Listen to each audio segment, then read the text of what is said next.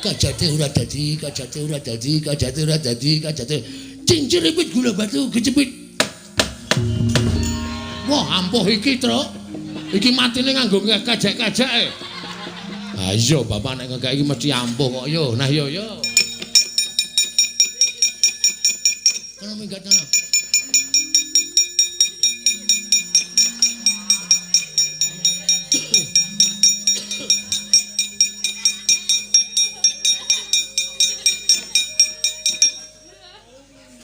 Teguh Yuwono slamet sekon.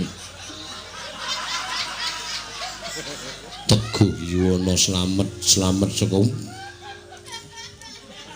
Teguh Yuwono slamet. Gang, iki bagianmu le.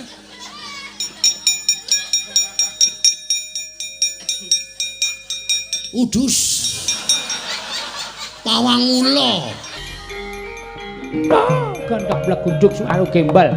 Sumerante hawela. Raos kula kok mboten kepenak. Arep duwe gawe apa? Kakek Semar. Kula niki duwe niat kalih anak-anak kula niku mbangun Karang Kadempel. Merga Karang Kadempel menika kathah papan-papan sing wajib entuk kawigaten saka kawula sak Karang Kadempel. Mila niat kula kalih para kawula sak Karang Kadempel kepengin mujudake papan menika kanthi sae lan ingkang saestu ngremenaken. Ning nuwun sewu gandeng kula niki wong sekeng, kula wong ora duwe. Kula niki wong sing urip kula niku mung cukupan. Bebasan gegeden nempyak kurang sagak, kakehan gluduk kurang udan. Mula kula ngrawuhaken sampeyan-sampeyan iku ingkang wigati mboten ketang kula niku diayeng-ayeng. Diparingi bantuan apa kemawon mboten kok kula ngemis njaluk brana picis mboten. Ning wajibe diarahke utawa digenahke, dipernahke sampun ngantos tumpang sok mangkenipun supados papan menika dados kanthi sae Ndara. Oh, perkara ngono to. Nggih. Pokoke cekak gampange nyuwun dana. Saking Ndara-ndara Antarja, Ndara Garkaca, Ndara Antasena. Ora ya, Gong. Igu partikel kuwi luwih apik tinimbang dana. Nek dana kuwi ndang entek, ya nek dicake apik, nek kecake ora apik ya bakal entek. Ning igu partikel pikiran kuwi luwih berharga tinimbangane dana prabeya. Welo. Ora nggo dana, ora sah. Danane saka awake dhewe. Awak dhewe kudu wani geteh sithik. Ngono. Kudu wani berdarah-darah sik. Lho. Ana tetembungan berakit-rakit ke hulu, berenang-renang ke tepian. Lho, bersakit-sakit dhisik, bersenang-senang kemudian. Lara-lapa dilakoni. Engko kepenake dirasake bareng. Nek aku caraku kaya ngono kuwi. Ngono. Ora ana wong mukti, ora ana wong pinter, ora ana wong sugih. Langsung dadakan sugih kuwi ora eneng, mesti budidaya, mesti berusaha. Biyen yo saka cilik, biyen yo saka sithik dadi akeh, saka cilik dadi gedhe. Ngono. Ora ana wong kok tiba-tiba nampa dhuwit sak gepok terus dadi sugih kuwi ora ana. Upama ana, kuwi engko mlarate yo gampang. Ngono ya? Wong kepenak ki nek mak jlingkrik tekan dhuwur kuwi engko tibane gampang, nek ora ngrekoso dhisik kuwi engko le medun ya gampang. Ning nek direwangi ngrekoso, direwangi tapa brata, direwangi ngelih, direwangi prihatin, kuwi upama kelakon penjangkane bakal langgeng. Kuwi wong Jawa kepercayaane ngono kuwi. Ngono ya? Mula awak dhewe kudu wani dandani Karang Kadempel iki nganggo apa kabisane awake dhewe dipernahke karo ndara-ndara kuwi. Mengko nek wis dadi awak dhewe kari ngenyam kepenake. Ngenyam kepenake kuwi ya ora terus kepenak langsung kepenak ora. Mboko sithik. Lho, kaya wong dodol kae buka warung ya ora terus laris biuk. Nek terus laris biuk kuwi tegese mesti tangga teparo do ngrasani, "Oh, kae ngingu-ingu lan sak piturute." Ning mboko sithik. Nek masakane digawe enak, panganane digawe murah, tur ya ngladeni kanthi senyum ramah. Engko pelanggane akeh terus dadi kepenak. Ngono ya, Tru? Ha iya, kuwi falsafah Jawa ora kena ditinggalke. Kudu diugemi tenan. Oh iya. Ah iya. Ah, milih saking menika Ndara. Kula suwun sawetawis wekdal sampeyan mang lenggah sawetawis wonten ing Karang Kadempel. Mangke nek kula pun miwiti bangun Karang Kadempel niki kalih para kawula sak padukuhan. Sampeyan sing wong pinter-pinter, sampeyan nom-noman sing pun ngenyam pamulangan, sampeyan sing piyai-piyai luhur, mestine anggene ngulir budi ngasah kadewasan benten kalian piyai utawa tiang-tiang saking padukuhan.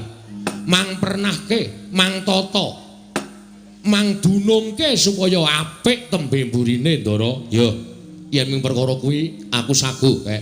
Ora ming perkara mernahke. Yen perlu kowe tak dampingi sarta kowe tak amping-ampingi tak kancani nganti rampung ing pakaryanmu Kyai Semar. Tan samar pamoring sukma sinukmaya sinukmaya winayu ing asepi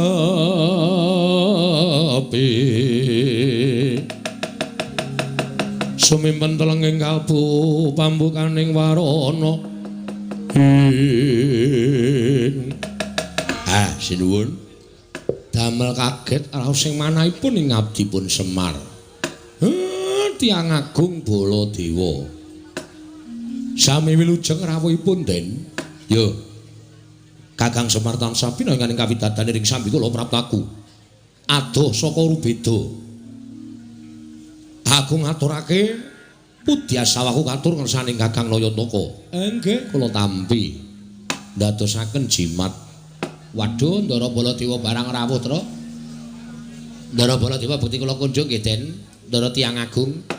Ya nulung garing tatompo pangestu Tamanana. Lan nggih sangat anggen kawula ndadosaken jimat. Sinuwun mandura bekti kula katur nggih, Den. Ya, Petruk kantong bolong tatompo pangestu Tamanana. Oh iya, kula pun dinggo jimat paripe. Ndara Baladewa bekti kula katur nggih, Den. Ya, Bagong. Ndak tompo pangestu Tamanana, Bagong. Sing sanget kula pundi?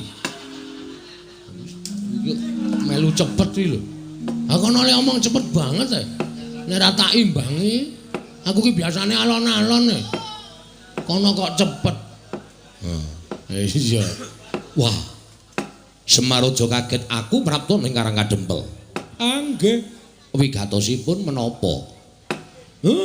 Jejeripun tiyang agung mestinipun boten perlu rawuh enten Karang Kadempel.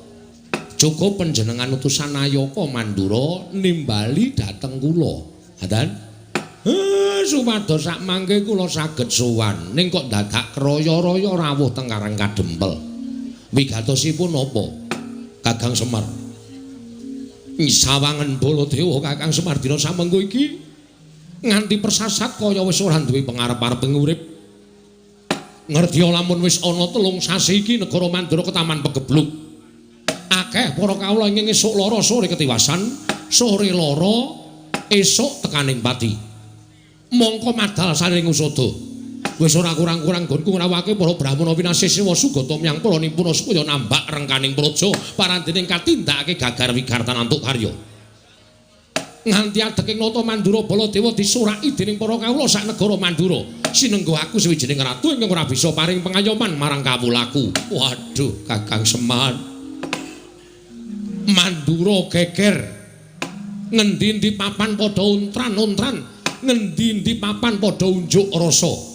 Merga ora nrimakake nggonku ora bisa nyirep marang pageblik ing tumama nang Praja Mandura. Salajengipun kados pundi? Nalika semana wanci ingkang tak tamtokake, aku nglakoni prihatin kanthi sarana sari narite sesemek ron raja mula bebantal boto sarimbak. Nalika semana ana wangsiting dewa ingkang paring sasmita lawan Baladewa supaya aku sowan marang Karang Kadempel nyuwun biyantu ning Kakang Semar. Lah namung sak kula kok. Terus kula kenapa cobi kula badhe nyuwun priksa. Kula kadhawan menapa? Ya mung aku yen bakal bloko karo Kakang Semar iki mau rasaku ora kepenak. Rasaku ora tekan. Ning yen to ngelingi kahanan negaraku, paripaksa aku kudu kuat lan tekan matur marang ngersaning Kakang Nayantaka. Nggih, mboten napa-napa, mboten napa-napa. Mang paring pangandikan. Nek pancen Semar kudu dadi srana waliyaning Praja Mandura, ngene ketaman pegebluk, Kula mboten napa-napa, mangdawi napa kula nderek. Sampun malih to kadhawuhan minggah gunung. Nadyan kula kadhawuhan jegur segara, kula purun waton dados waluyanipun negara ing Mandura. Kula kadhawuhan beto barang ing awrat kula sagah nglampahi. Kula kadhawuhan mlampahi ing tebih kula mboten badhe selak. Waton dika Ndara Baladewa paring dawuh. Ning yen aku matur apa Kakang Semar ora kogel penggali luwe-luwe. Penggalihmu ora pingget mergo atur ing Baladewa. Den, kula niki nek upama ngrasake pinggeting ati, wis tatas runtang-ranting ati kula. Kula niku momong para Pandhawa ora pisan ora pindho digawe gela, kula ya ora apa-apa. Momong Ndara Janaka ora pisan ora pindho digawe kagol ati kula ya ora pingget, ati kula ya ora serik. Upama kula niku ngopeni rasa mangkel, ngopeni rasa sing pinggeteng ati, mbok menawa kula wis minggat saka Ngamarta. Kula wis wegah momong para Pandhawa. Ning gandeng tumrap Semar wong urip ing alam padhang menika, apik-apike wong urip niku nek linambaran sabar, tuwene ikhlas. Nadyan disebut niku gampang dilakoni angel. Ning apik-apike wong nek iso nglakoni watak sabar lan ikhlas niku dadi mantasaning menungso, dadi mustikaning titah. Mila monggo kula aturi paring dawuh Semar kapurih napa? Aja lara atimu aku tak matur marang saniki Kyai Nayantaka. Nggih, mangendika, mboten napa-napa. Wanter dawuhing dewa ingkang tak tampa. Nalika semono metu marganing pasumenan. Sasmita dumeling tan ana ing karna swara ingkang tanpa wujud ngandhakake yen to aku kudu iso mboyong marang Kakang Semar prapteng negara Mandura. Lah kersane nek mung diboyong wae kula purun mawon. Terus sakniki kula memperjelaske mawon. Kersane napa? Napa Semar teng mriku ajeng ken ndongani? Napa Semar teng mriku ajeng ken ngabulke napa? Niku rak cethane dadi kula nggawa uba rampe saka omah menyan dupa lan sak piturute. Supaya mengke teng mriku mboten pripun-pripun, mboten golek-golek lan sak piturute. Kakang Semar. Kula. Wah, rasaku kok ora mentala. Ampun ngoten lho. Sampeyan nek mboten mentala ngiklaske patine kawula pirang-pirang saben dina mati, nyawa kawula Mandura ming perkara sampeyan mboten mentala sampeyan ngiklaske patine kawula sampeyan. Saya ala, saya elek kanalindran sampeyan, saya mboten prayoga cacating para kawula teng sampeyan le dadi nalindra. Kakang Semar, aku mboyong Semar putrane marang negara Mandura dawuhing dewa. Dina samengko Semar kudu dadi tumbal ana negara Mandura, Semar Putranaya.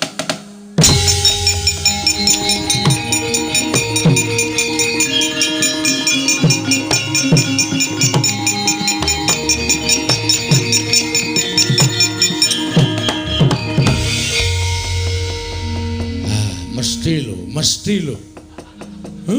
Kowe arep ngopo, Bagong? Kowe arep ngopo? Sik, Pak, meneng wae. Ora usah omong kowe. Iki nek ora sing nanggapi aku ora gayeng iki, Pak. Kuwi sinuwun Mandura, wis ngerti. Aku wis apal. Iki ya bendaraku, ya pepundhenku. Kok cetha banget omongane. Semar, kowe atagon ning Mandura arep tanggo tambal. Gosok kupinge. Apa Gong tambal? Tumbal. Hah? Tumbal. Tumbal apa tambal? Tumbal. Tumbal apa tambul? Tumbal. Tumbal? Saya nesu aku. Penyakit. Gugu karepe dhewe. Nek ora digenahke Petra iki mau aku basa apik-apik karo sampean. Nek bareng digenahi karo Panakawan sing jenenge Petra, kakangku. Nek Semar arep digawe ning negara Mandura nggo tumbal, wae lah. Kewanen kowe ling ngucap. Aku jane ora mentala, Bagong. Ning piye meneh, negara Mandura mbutuhake Semar. Semar ki menungsae, udu sapiye. Semar ki menungsa. Bapak Semar ki menungsa tur dadi pengarepe Pedukuhan Karang Kajembel. Nah saniki kula tak takon karo sampean. Sampean entuk wangsit saka sapa? Saka dewa. Dewa ki cetha jenenge sapa? Bathara sapa? Wah, nek bab kuwi aku ora ngerti. Kuwi mung swara tok. Wah iso uga kuwi mung swara tip. Utawa wong jajal sound system. Aja kepenak kowe watoni wara. Kowe tapa merem to? Merem. Kowe le tapa ora ndelokke sapa-sapa to? Ora. Lah, kuwi kowe le tapa nendi? Ning Sanggar Pamelengan. Sanggar Pamelengan ki kiwa tengene ning omah ora? Ana. Lah aku mesti wong nyetel sound system. Udu swara dewa. Lah kok dadi kowe ngawur arep boyo karo Semar Gagabranganamaya. Badranaya. Nayantaka Bojogati. Duduk Manangunung. Kowe duduk Pak? Ora. Lah kok jenenge duduk Manangunung? Wis rasa cerewet kok ngono kok dak takokke ora. Goleki rondo Pak. Moh. Kok duduk Manangunung goleki rondo engko nggoro aku. Wis. Bales Hah? Nek Bapak Ardigawa menyang ngendi mau? Negara Mandura jelas aku ora ikhlas. Nek tekan negara Mandura Bapak kon ngopo lah? Sing liyane tumbal, ora masalah. Gawanen Bapak. Nggo ngene kene ya nggo apa? Nek Bapak terus digone negara Mandura kok arep dienggo tumbal, berarti kan mung dipateni. Monggo dienggo tumbal ki tegese dipateni, ateges aku ora weruh Bapak meneh. Aku kelangan Bapak. Hah? Terus kowe tenang-tenang. Ngilangi nyawane Semar, terus kawulamu tentrem, terus kowe ayem nang kono tanpa memberi sedekah sedikit pun ke. Anda pancen kowe nganggo tumbal Semar, tukunen kowe. Cejes iki. Meneng wae Pak, nek payu larang kekke Pak. Ora apa-apa, ya. Ya Tra ya. Oh, Petra setuju kok. Ora apa-apa ngono nek nyang-nyangane larang tak kekke nggo ora apa mati kowe malah penak lho Pak mangane kowe urip perkasa to Pak. Waduh. Ngidoni Semar. Hah? Aku sing ora trima. Aku ora trima. Lah aku tekan kene kudu boyong Semar. Ora iso. Ora iso boyong Semar. Kena boyong Semar. Waton kowe iso nglangkai batange Bagong. Kowe lah kewanen, Gong. Ndara Baladewa ki duwe pusaka ampuh lho, Gong. Apa? Nenggala Alugara utamakke Gunung Jugruk Segara Asat. Kowe duwe pusaka apa? Wah, kowe ora ngerti. Nek men tamake Gunung Jugruk aku duwe. Saya nek adem-adem ngene iki. Tak tamake Gunung Jugruk kabeh yakin mbok Gunung 10 wis to. Tamani Jugruk kabeh. Tenan aku yakin wis. Jenenge apa Mas? Ora tak duduhi jenenge. Nek ngerti tak duduhi bentuke ya ya. Lah entuk nanti kok oh gawan. Oh. Gawan padake iki. Anggere tak tuk ngono mesti grugutuk ngiwonengen.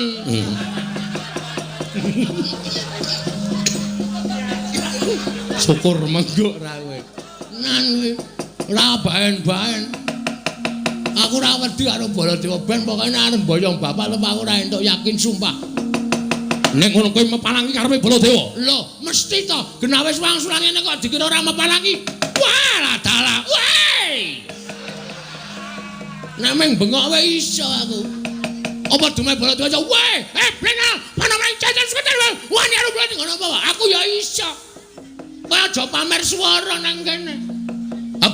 Sero aku cangkeme mbok aku. Nyepelekke ora. Gong, engko ndak kriwikan dadi grojokan geguyon dadi tangisan lho. Sing sabar. Terus kon piye? Alon-alon. Iki wis mulai adem lho, Truk. Kene ora disemangati ngono iki. Lho sindane wis do krudung taplak kabeh. Iki kepiye to kok dadi loro iki jan wis. Wis. Kokean iki, Truk. Sing loro diglundungke mrono wae kae. Mesake ora. Jero banget ya ora. Aja ango-ango lho Pras kok masih ngono. Kok nang koyo saka kono wae. Dikai godhong medun ora. Tir ngono. Kowe iki malah werna-werna. Kowe iki kok guyung apa Baladewa? Kok melu guyung apa? Aku ora ngeluconi kowe. Aku ki nesu kowe kok kowe mesam-mesem. Ora kena aku menglucu karo Petro karo Gareng ya, Tru. Heeh. Aku dadi kowe melu guyu. Wah, panusmane jajalan. Butuhe bapakmu tak boyong itu apa ora? Nek ora entuk tak boyong aja kelakon dosa apa kira-kira kowe kuat nadai Kiai Nenggala. Kiai Kalonggoro Barat. Diar kowe. Ayo, kek pusakamu kuwi mutokke, Gong. Isih kendho e.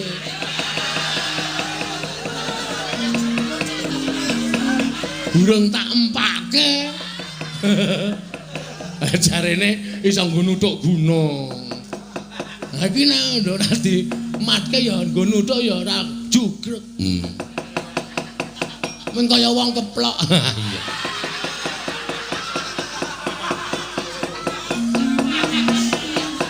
Ayo Kaki, nek pancen kewan karo Baladewa. Kaki, tantangana Baladewa. Kowe meparangi aku nggone mbayang Semar Badranaya aja nglakon dosa Bagong. Nang ngendi papan neter Katigdayan? Diteter Baladewa apa Bagong sing tekan ning pati? Gong. Ngopo kok mundur? Teratapane aku. Terus? Oke. Isin ditonton karo Petro karo Gareng.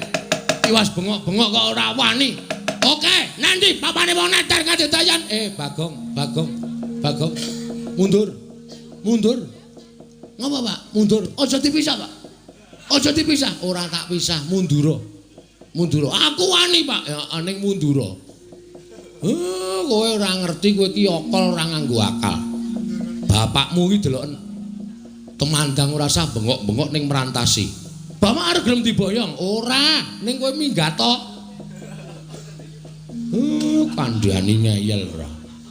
Wah, geton aku. Ora sida gelut geton aku. Gayamu lah. Moto penge iki senengane. Nuwun sewu. Nek sampeyan ajeng boyong kali Semar ngawi, nggo. Kula mang boyong. Kula ikhlas didadekke tumbal teng negara Mandura mboten napa-napa. Kula manut. Yen kowe ikhlas mapana dina iki tak boyong Semar Badranaya. Monggo ndara kula kantun nderek kali sampeyan. Ucap kacarita nalika semanten. Arsamandha Kyai Semar Badranaya nggih Sanata Prabu Baladewa. Eling-eling Semar usaka bisa kandha jimat kang bisa ngucap kasinungan Kadigdayan linangkung bebasan Dewa Ngejawantah. Dupi arsa nggrayang Lurah Semar Badranaya kena dayaning Lurah Semar Badranaya dawah kalenggak nata Mandura. Ilang sipating nata Mandura nenggih perjineman pasetran gaya lumayit nenggih Sang Jaramaya. Ya ngawur to, Gong, saking mempeng kowe. Cengele Semar kaya rai buta. Wah, gejlek sak kayang-kayange. Ngawur ora. Aduh, Kyai Semar kula nyuwun. Kula nyuwun gesang. Wah, sapa Pak? Jaramaya. Wah, Jaramaya ora. Anak buah sapa iki? Anak buah Betari Durga. Iki kawulane Durga. Wah, sekan ratatanan ke. Mangkelake ora. Aduh.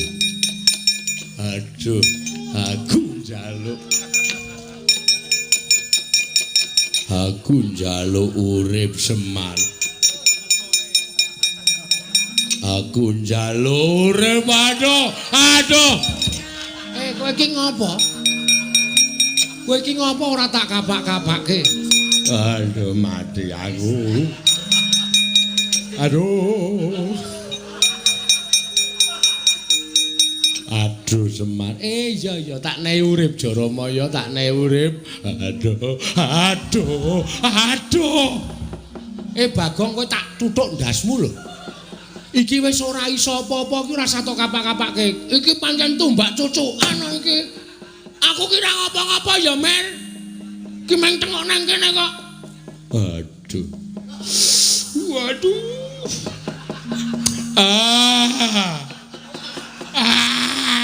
Bagong. Lah we iki jan wis iki tumbak cuk. Ki tanganku nang dhuwur wis lho. Ora ngapa-ngapa. Aduh.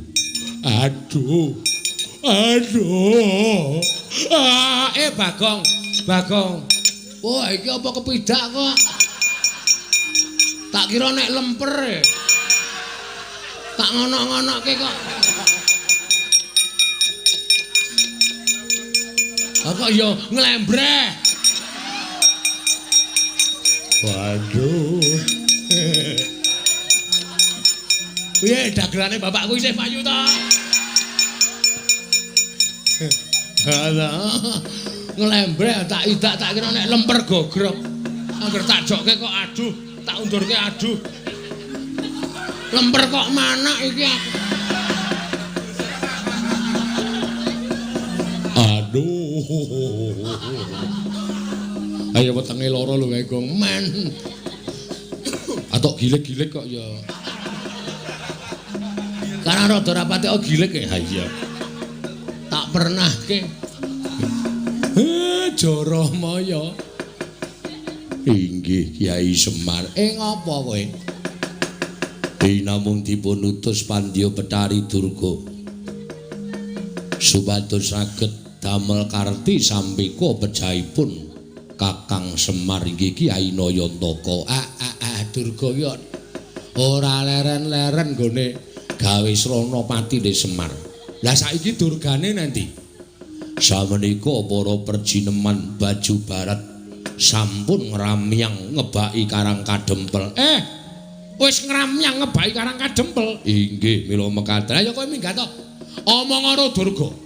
Nek isih ganggu Karang Kadempel, iki mengko aku sing bakal ngadepi. Nyuwun pamit Kyai Semar.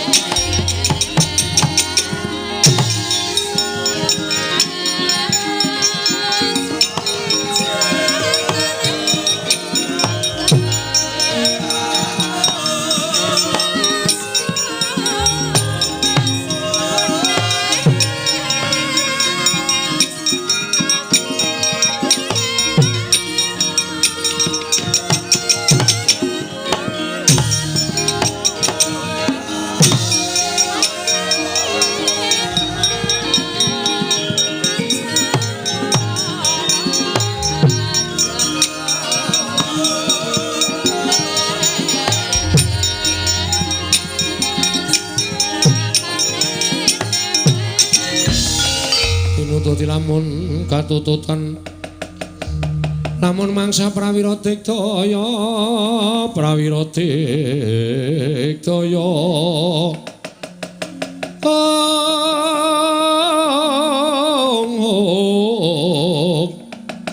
Runangkono magawe gelarira wang-wang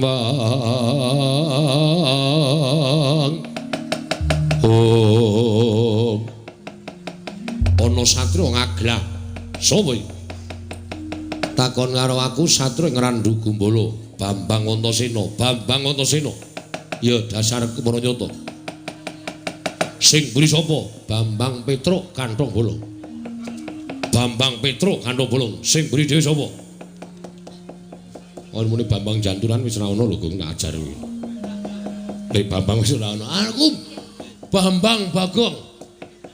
Ora kok do nganggo Bambang kabeh iki. Ya men serasi kok ya.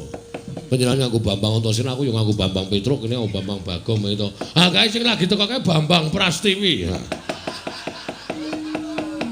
Wis ora iso diampet tenan, dol. Yo arep perang kok ngrembug sapa-sapa iki. Men aku iki bebas kok nyambut gawe. Oh ya wis. Kowe Wadyabala Dandang Mangure, dasar Paranyata. Semar bakal tak boyong marang Dandang Mangure. Ayo boyongan Semar. Langkawana kuandane Antasena. Lho. Kowe dadi palanging wong-wong Dandang Mangure.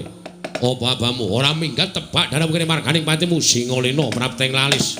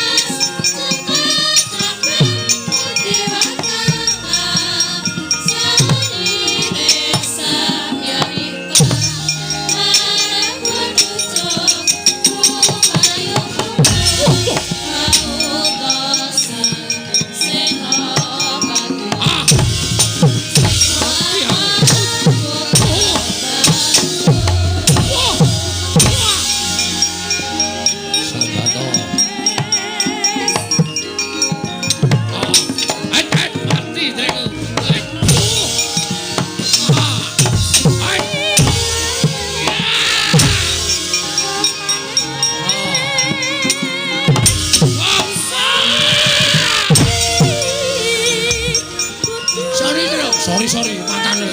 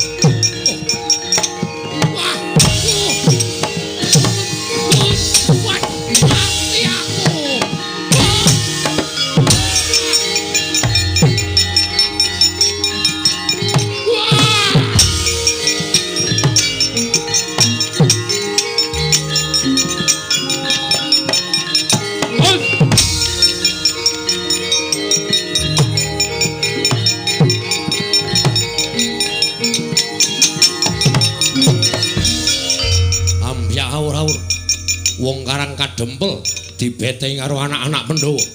Kowe wong Dandang Manguri ya, dasar para nyata satya sisik Antarja. Kowe sapa? Aku Tumenggung Salukat Katut Barat. Tumenggung Salukat Katut Barat. Arep ngopo? Boyong Semar Badranaya. Ayo, sirnakna Antarja mati dening aku.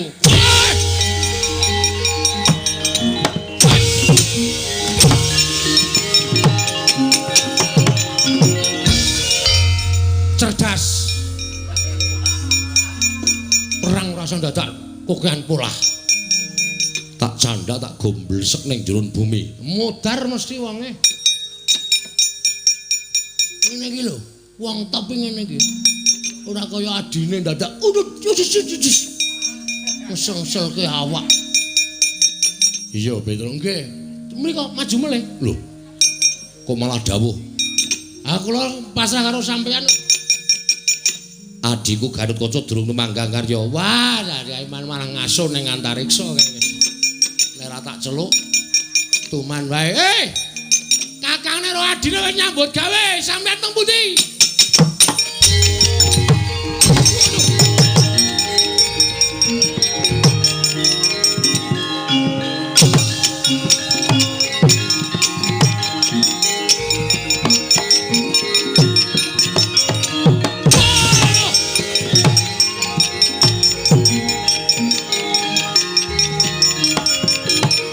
Wah.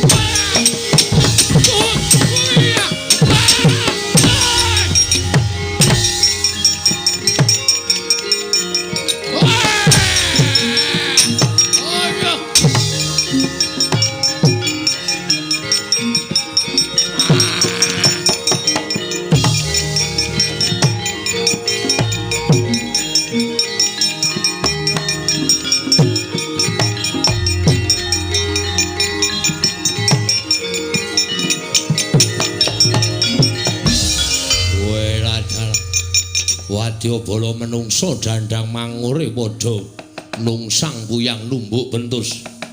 Oh, lah kok padha kalah piye kae? Padha kalah piye kae? Oh, lah kok padha kalah piye kae? Para perjinoman jim setan pribrayangan. Aja nganggo cara sing agal. Nganggo cara sing alus.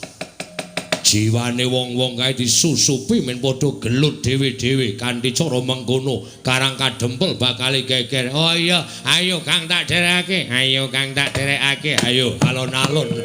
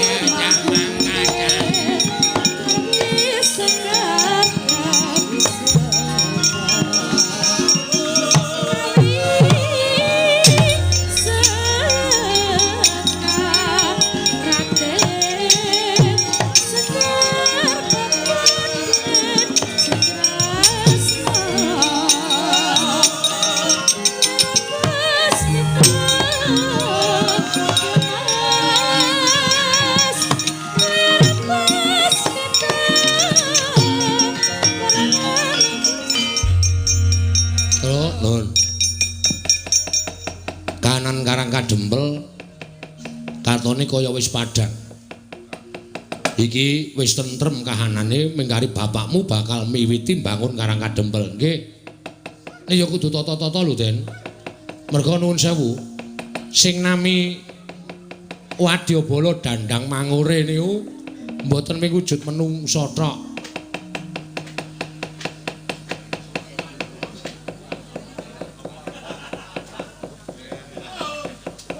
Sing jeneng Wadyabala dandang mangure niku mboten wujud menungsa tok. Ana demit, ana ula, ana kewan. Niku nek mboten prayitna ngati-ati ngrekoso sampean. Mula kudu sing prayitna ngati-ati. Yo. Bener kandhane Petruk Dimas. Yo, mula Kang saka kuwi aja nganggo netra lair tok, Kang, ning netra batin. Mergo aku ngerti Petruk bener apa omongane nek Wadyabala dandang mangure iki dumadi saka pirang-pirang perjineman yana, jim yana, berkasaan yana, setan yana. Mula kudu sing prayitna ngati-ati lho, Kang. Ing tan samar pamoring sukma sunukmaya winah ya ing asepi sumimpen telenging kalbu.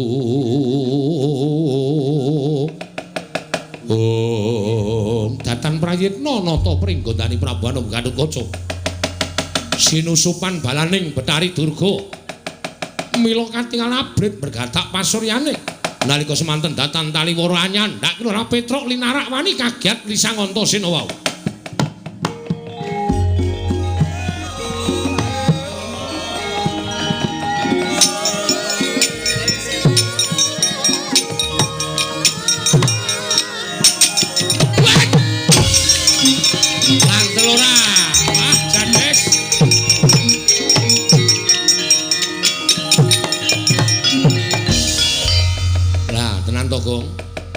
Aku ora wis omong to, Wadyabala dandang mangure iki ora mung agal ning alus ya ana. Nyatane Kakang Garukaca ora ana apa-apa kok Petruk dicandhak glone ditekak dilarak kaya ngono kae. Pun nengke mawon men mudhar sisan. Ora kok kok Petruk kok mati. Ben Petruk iki ndek utang aku ora tau nyaur. Men tekak Ndara Garukaca aja. Kae ya Kakangmu. Nek nganti eneng apa-apa engko ndrawasi tak kandhani. Ha terus piye? Manut aku. Doyak, Gong.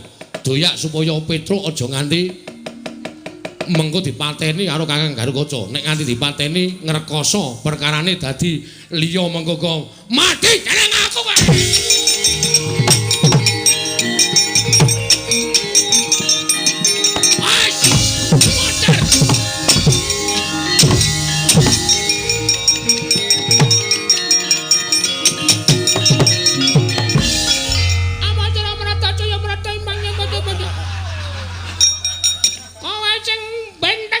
Panjenengan boten ya yo, aku lan nrimake. Wo cah iki Kang Slupan cah iki. Kok dadi suarane cilik kaya ngono. Apa Suramrata Jamrata?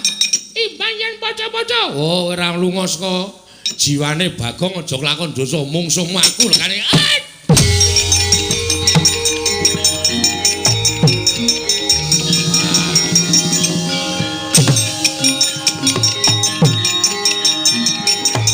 Mari kok mari.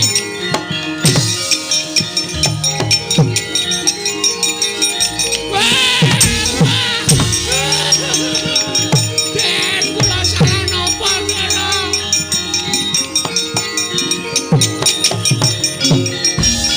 Kula salah napa Den? Ora dicolke. Kula bakal gawe macak pancak pundakmu jebul siramu. Aduh. Gong. Ren. Modar aku ora. Den dicolke. Ampun kaya ngaten iki, Dara. Sampeyan kenging napa, Gus? Sampeyan kenging napa? Mit Kang.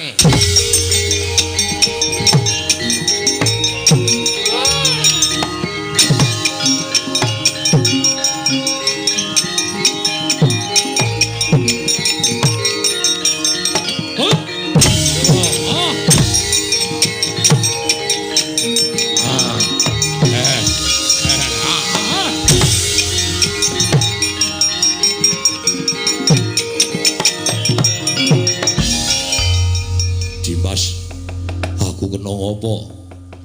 Kakang ora prayitna. Aku wis omong to nek balane Brayu Durga iki ora mung ngagalan tok, ning alus ya ana. Sajahe Kakang disusupi karo balane Durga, kowe nekak Petruk. Petruk. Mbah.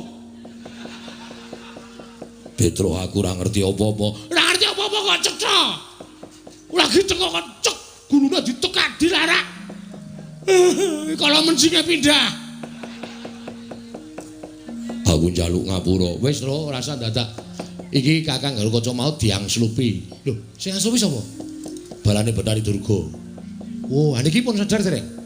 Wis. Bagong mau ya heeh. Nggih napa? Heeh. Nek ora tak tulungi Bagong mau ngamuk ora karu-karuan. Mripate abang.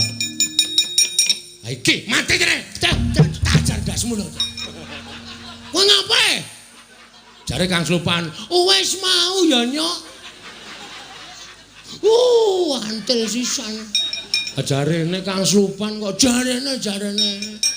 Wis mari kok ya, Kang. Wis mari ya. Tak kira nek isih Kang Slupan e. Iki mbebayani lho, Truk. Nggih. Kowe mlayu ning omah kono. Terus takon karo bapakmu njaluk donga nggo ngusir demit. Nek nganti engko demit ora do diusir, karang kademel ora tentrem. Saniki, nek ana demit mengko diusir nganggo japa mantrane bapakmu. Ya, Gang, ya. Ya.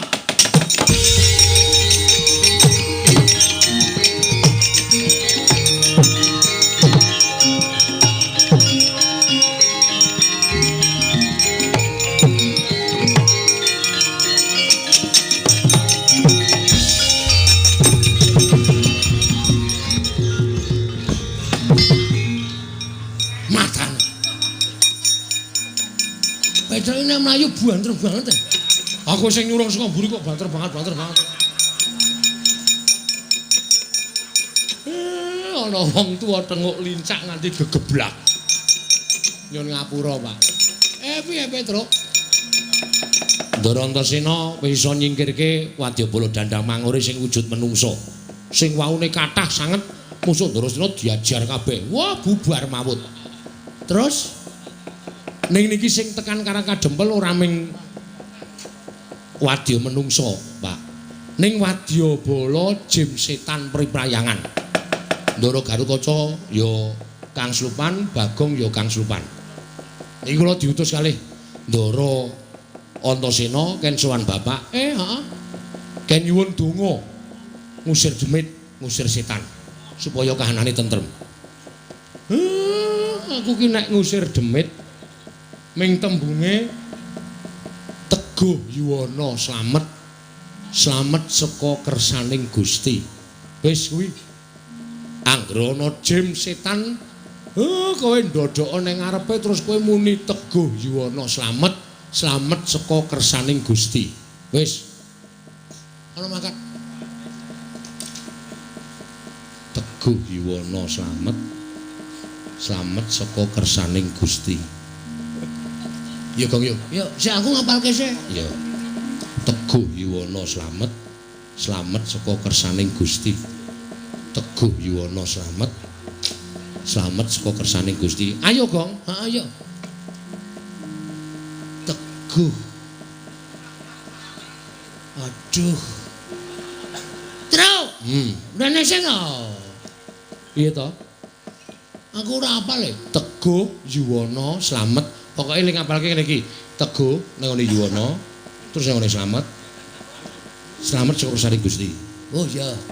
Teguh Yuwana slamet, slamet saka kersaning Gusti. Teguh Yuwana slamet.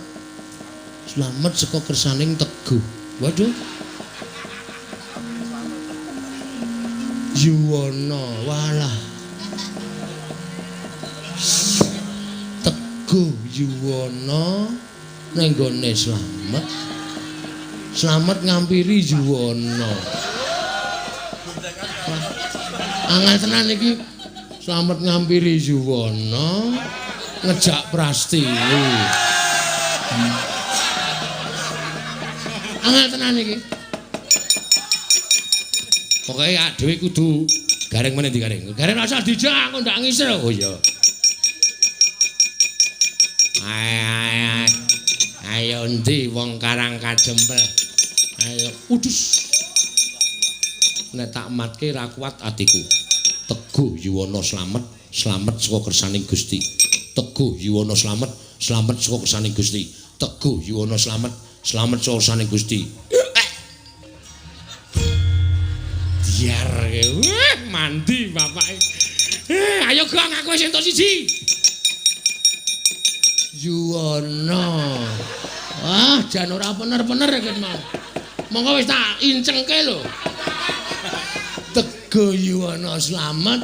Slamet saka kersaning Gusti modal. Apa saiki? Alalala. Hai. Hai. Ojo. Medani tenan iki. Alalala. Teguh Yuwana.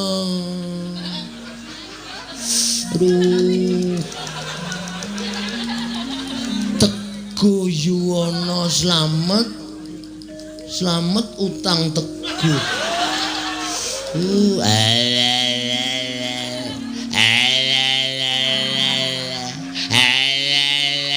Teguh. Teguh Yuwana. Slamet. Slamet saka kersaning Gusti. Teguh Yuwana slamet. Slamet kersaning Yuwana nang gone Teguh.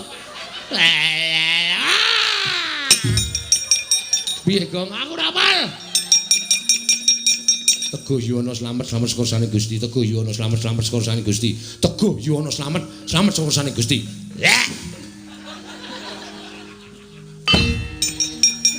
Oh, aku wis sukses kok. Udus. Teguh Yuwana slamet. Ya aku. Oh, kaya demit e bokongmu.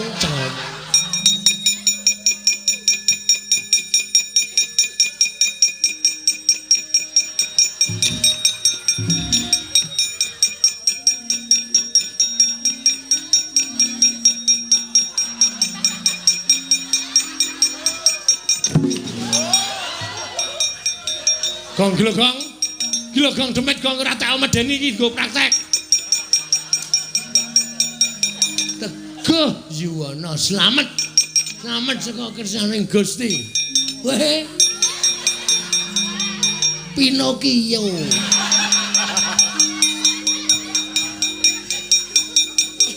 Teguh Yuwana slamet. Slamet saka kersaning Teguh Yuwana slamet. Slamet saka kersaning Teguh Yuwana. Cak ora igo ora. Teguh Yuwana.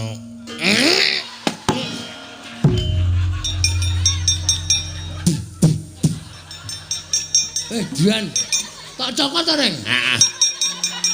Ketegelen. Tak cokot diase ora. Pancak pundake jebol mulune.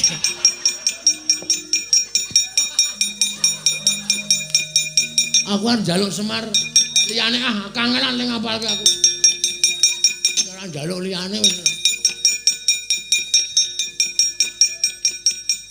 Teguh Yuwana.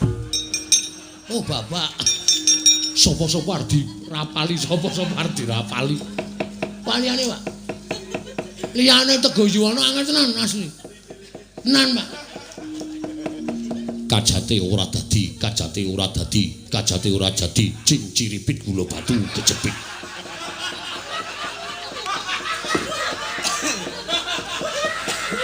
Kajate ora dadi, kajate ora dadi, kajate ora dadi, cing ciripit gula batu kejepit. Oke. Nah iki apal aku.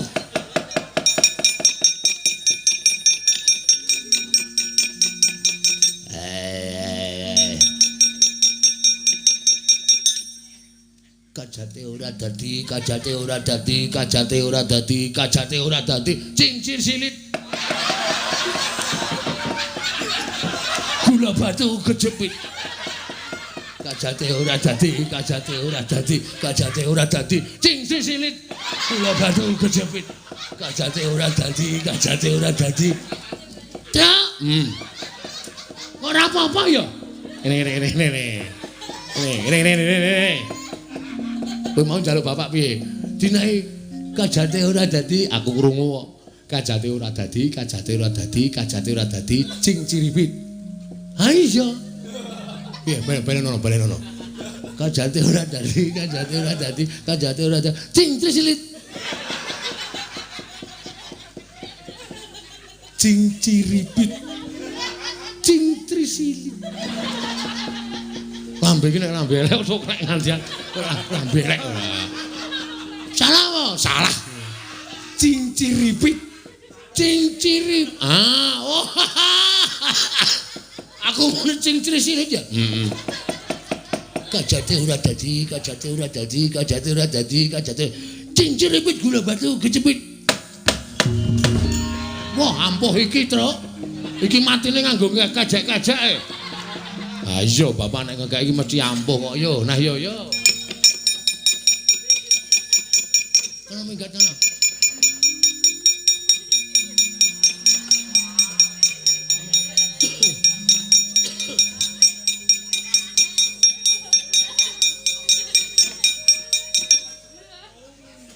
Teguh Yuwana slamet sekon.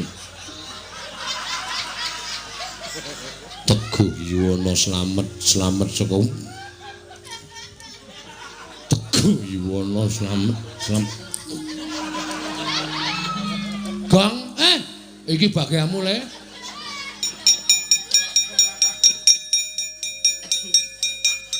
Udus. Pawang ula. Piye, Gang? Amah aku. Dicekel ora kenang e. Lihe. Kajate ora dadi, kajate ora dadi, kajate ora dadi, kajate ora dadi, kajate ora.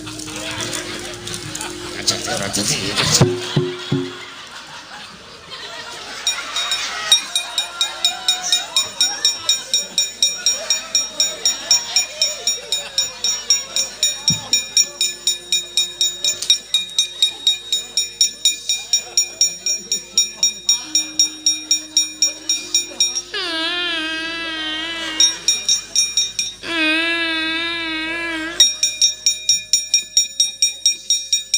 Kajate ora. Petro rene Ndongane iki tak ajar. Lho. Iki demit e, Kong. Iki apike? Lho, apik. Aja dadi dongani. Semen ngene iki wae. Oh jeneng demit kok. Kowe iki demit dong medeni kok ngono kok. Kajate ora dadi, kajate ora dadi. Reng tak sumpel cangkemmu lho, Reng. Kok nek nganti iki ilang, obong mati ku tak ajar. Biar tok apake? Arep tak ngu. Warding ora. Kajate ora dadi, kajate ora dadi, kajate ora dadi, kajate. Kajate ora dadi. Kajate ora dadi, kajate ora dadi, kajate. Kowe ngapae kalau menjinge munggah medeni? Ngelak aku. Aku haus. Haus yo ngapa ora? Kajate ora dadi, kajate ora dadi, kajate ora dadi, kajate ora dadi, kajate ora dadi, kajate ora dadi. Woi, dan Reng, asline demite udu iki. Andi, ning kono. Ngeri tenan ya aku. Anak gendruwo. Tak ajar dasmu lho kowe. Endi? Kowe lah. Piye kowe bungah to? Bungah aku. Gareng ki sing ora cocok tuwekan ora.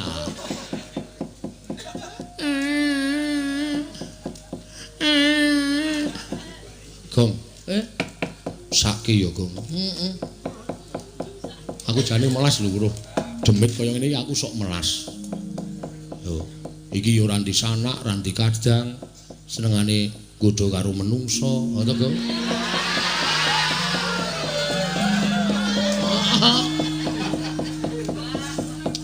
Apa ya kowe mentolo? Iki ijen kan Purwang lho, Gong. Ora ndi dulur. Ora duwe anak. Kowe madhep rono kok iso pas terus. Mesake kok ya. Mbok ya wis saiki rasane di ngapura ngono lho. Supaya awake dhewe iki urip iki berdampingan. Heeh, pancen iya. Ha iki memelas e. Bagong iki nekat ora. Greget aku. Wih. Rasane kaya kepiye no? Kajate ora dadi, kajate ora dadi, kajate ora dadi, kajate. Kajate ora dadi, kajate.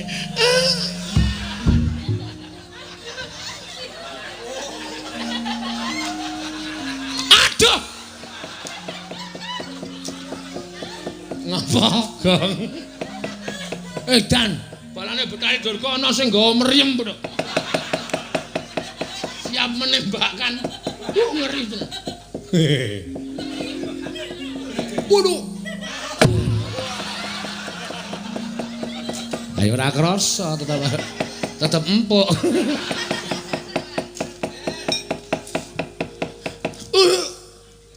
Waduh. Wah dengkole. Anak-anakane pancen senengane do. Kon kresiki demit kok malah udus. Imam iman lahir batin suci ora bakal kegodha dening apa wae. Semar ki wis tuwa. Semar ki wis menep. Ora bakal. Ora kurang jaman nom-nom aku biyen.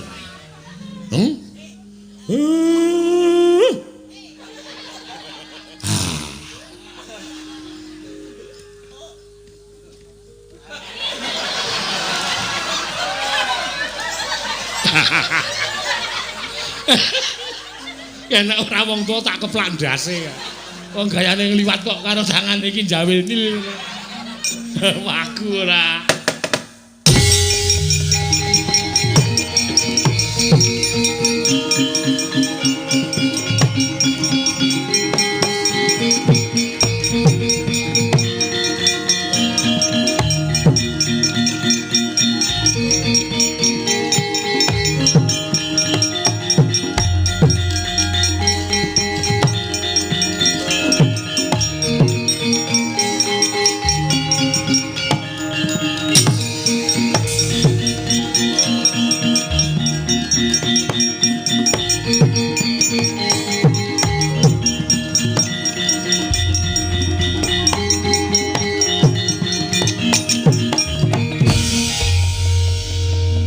Durga, kula wonten dawuh Kyai.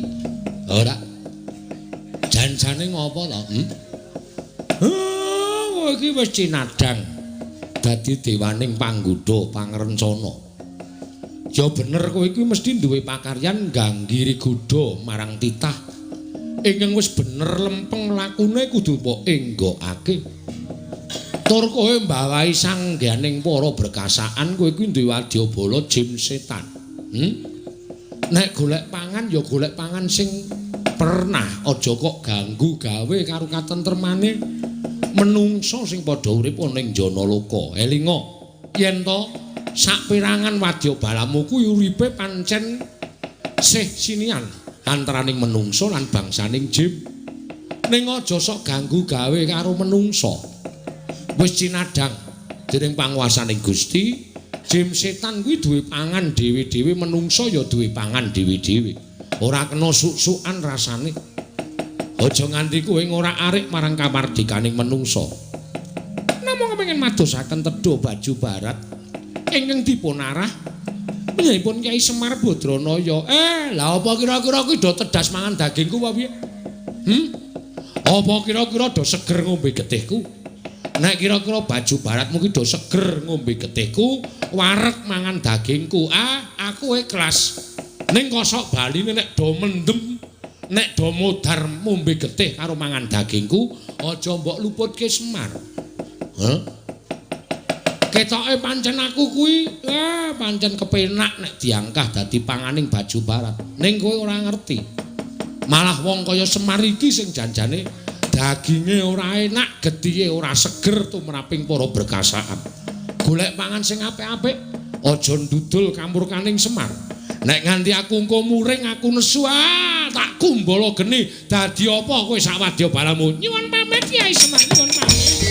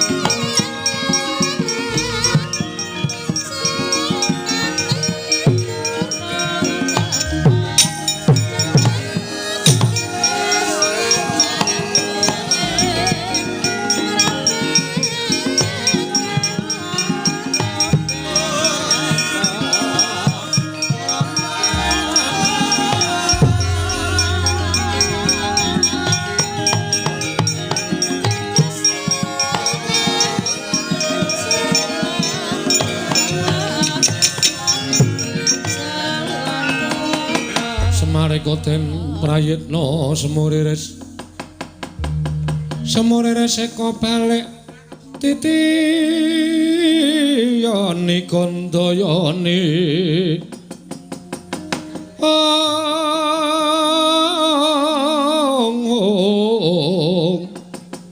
titiyani kandayani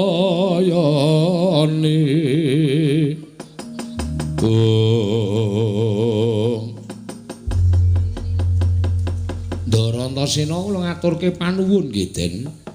Ya kek ora dadi ngopo. Pancen wis dadi kewajibanku lan para putra kabeh kudu gawe tentrem karang kadempel. Nggih, matur sembah nuwun. Nala Gareng Petruk Bagong. Kowe pancen wong-wong sing mempeng. Kowe bisa ngayomi marang kawula karang kadempel. Nggih, Pak. Pangestunipun Bapak. Nggih, Pak. Pangestunipun Bapak. Nggih, Pak. Pangestunipun Bapak Semar. Sedaya sampun ketingal trentem ayem. Iya. Lah, saiki aku arep kandha karo anakku Bagong.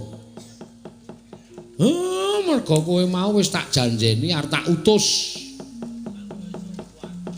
Lho, Gong, kek maju. Lah iki didadekke wong penting karo Bapak.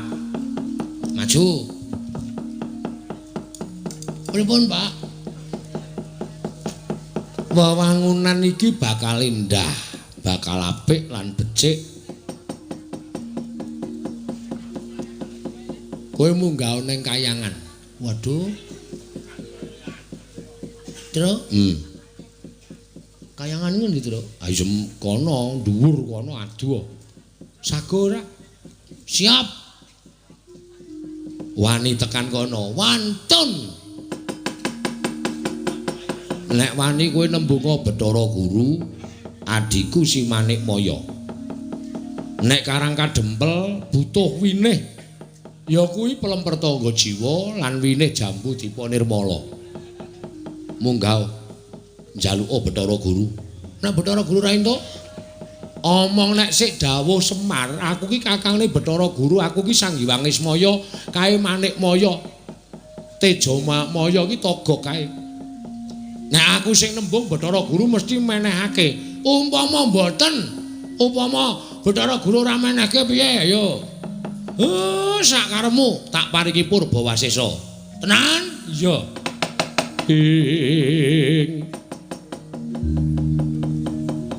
Bagong yen Malegang Legong ngelingana putrane Sang Bojogati.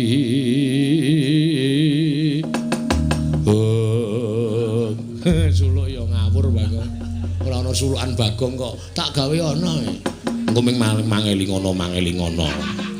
Ayo pokoke anggere mangelingono ra wis beres. Ha iya. Pun ngoten Pak, kula nyuwun pamit tambahing semetu. Pangestu. Ya sing ati-ati. Tru, aku arep gleleng, Tru. Ya.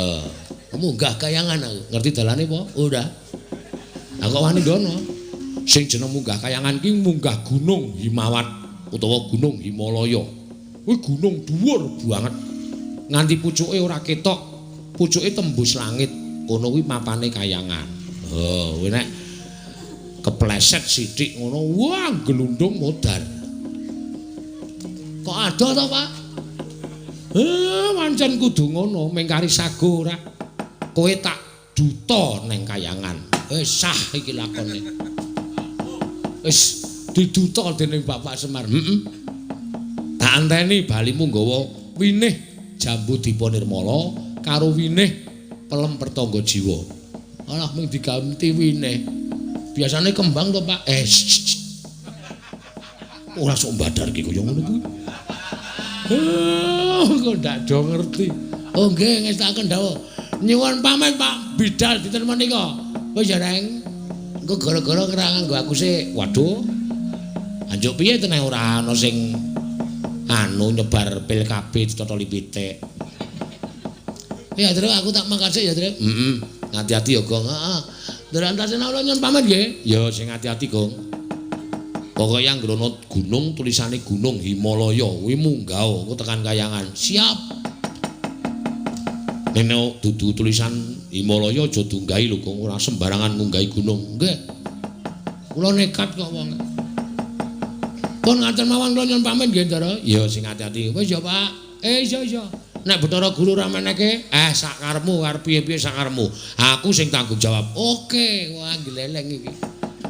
Wis ya, Reng. Wis kemenyang kono cerewet wae ora. Wis ya, Tru. Ya wis tak sangoni Puja Basuki.